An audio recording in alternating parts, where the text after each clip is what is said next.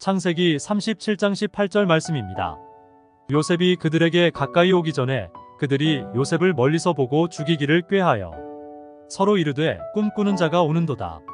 자, 그를 죽여 한 구덩이에 던지고 우리가 말하기를 악한 짐승이 그를 잡아먹었다 하자. 그의 꿈이 어떻게 되는지를 우리가 볼 것이니라 하는지라. 아멘. 형제를 미워하는 자마다 살인하는 자라고 말씀하셨습니다. 미움이 들어와서 계속 자라게 되면 결국 사람을 죽이게 되는 것입니다. 요셉을 미워했던 형제들이 결국 요셉을 죽이기로 작정합니다. 하나님의 꿈을 가지고 비전을 품으며 살아가려고 하던 요셉에게 다가온 것은 죽음의 그림자였습니다. 하나님께서 주신 큰 비전을 성취한 사람들은 죽음의 고비를 넘긴 사람입니다. 죽음의 문턱이나 큰 위기를 맞이하여 이겨나온 사람만이 하나님의 살아계심을 깨닫게 되고 죽음에 대해서 두려워하지 않고 담대히 외칠 수 있습니다. 사도 바울은 사망을 이겼다고 소리칩니다. 고린도전서 15장 55절 말씀에 사람아 너희 이기는 것이 어디 있느냐? 사망아 너희 쏘는 것이 어디 있느냐? 고 외칩니다. 요셉이 죽음의 구덩이에 빠진 것을 허락하신 것도 하나님께서 요셉을 들어 사용하시기 위한 뜻이 있었던 것입니다. 죽음의 구덩이에 한번 빠지고 나오도록 허락하신 것입니다. 주님의 사역은 내 자아가 죽지 않은 사람을 통해서는 이루어 나갈 수 없습니다. 사망의 음침한 골짜기를 빠졌을 때 내 힘으로는 나올 수 없다는 결론이 내려질 때 주님의 지팡이와 막대기를 붙들게 됩니다. 신앙생활을 한다고 하면서 자아가 죽지 않은 사람이 바리새인들입니다. 내 자아가 죽지 않은 사람은 절대 말씀에 순종할 수 없습니다. 누구든지 자기를 높이는 자는 낮아지고 자기를 낮추는 자는 높아지리라는 말씀에 순종할 수 없습니다. 겸손하게 자기보다 남을 낮게 여길 수 없습니다. 범사에 감사할 수 없으며 아내를 사랑하고 남편에게 복종하라는 말씀들을 순종할 수 없습니다. 하나님께서 사용하려고 하는 사람은 먼저 낮아지고 자아가 죽게 만드십니다. 이스라엘 백성들을 가나안 땅으로 데리고 들어가기 위한 첫 번째 작업이 완악한 이스라엘 백성들을 광야에서 낮추는 일이었습니다.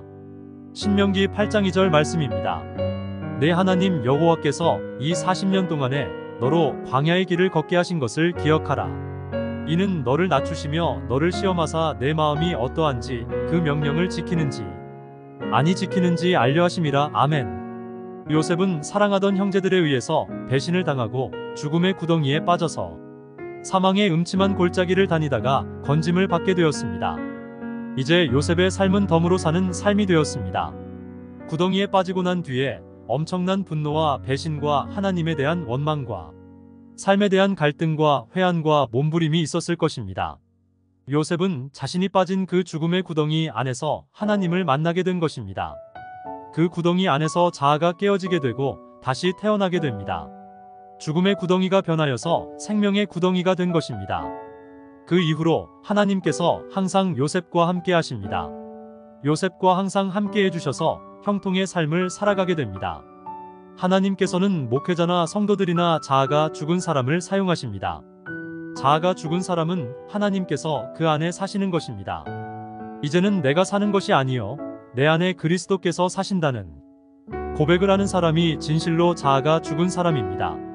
내가 죄인이라는 사실을 모르는 사람은 죽은 사람이 아닙니다. 내가 혈루병 환자이며 중풍병자이며 눈멀고 벙어리 귀신 들린 사람이며 지옥에 가야 할 존재라는 사실을 아는 사람이 하나님 앞에서 죽은 사람입니다. 오늘 요셉이 빠진 구덩이를 들여다보면서 아직도 온전히 죽지 못하고 살아가는 저의 자아를 죽여달라고 기도드립니다. 나의 자아가 죽지 않은 상태에서 하는 일은 모두 허실이 됩니다.